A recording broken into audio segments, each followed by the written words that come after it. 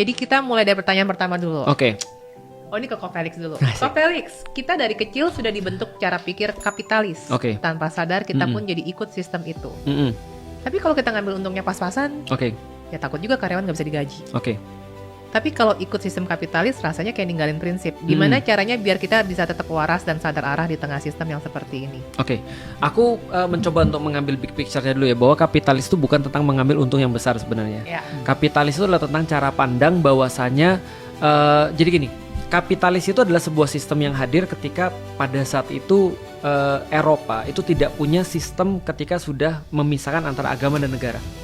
Karena pada saat itu agama itu menjadi sebuah hal juga yang mengatur negara sebenarnya. Ketika mereka pisahin sistem itu, maka agama sendiri, negara sendiri. Maka mereka harus cari semacam kayak aturan-aturan pengganti daripada itu.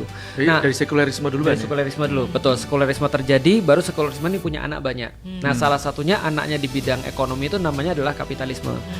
Dalam bidang pendidikan namanya adalah materialism. Artinya pendidikan tuh mendidik orang agar siapapun yang memiliki materi dia yang unggul, atau dia yang mulia, atau dia yang sukses. Dalam bidang politik jadi oportunis misalnya, atau tadi dalam bidang-bidang yang lain juga kayak dalam kehidupan hedonisme dan keserakahan. Lalu kemudian dalam bidang apa lagi muncullah isme-isme yang lain yang itu adalah negatif dalam pandangan kita tapi positif dalam pandangan mereka.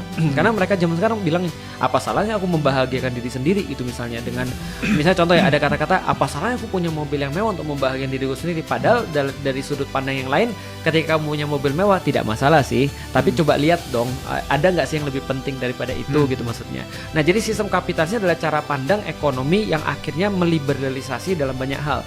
Misalnya contoh ya yang paling nyata, meliberalisasi atau membebaskan manusia untuk memiliki apapun yang dia pengenkan gitu kan ya, dan membeli apapun yang dia inginkan selama masih bisa dibeli, dan menjual apapun yang diinginkan selama masih bisa dijual.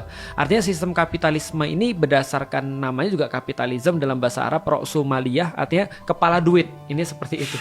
Jadi dia nggak punya tujuan apapun selain cuma duit aja. Iya. Jadi menjadikan uang itu sebagai tujuan utama.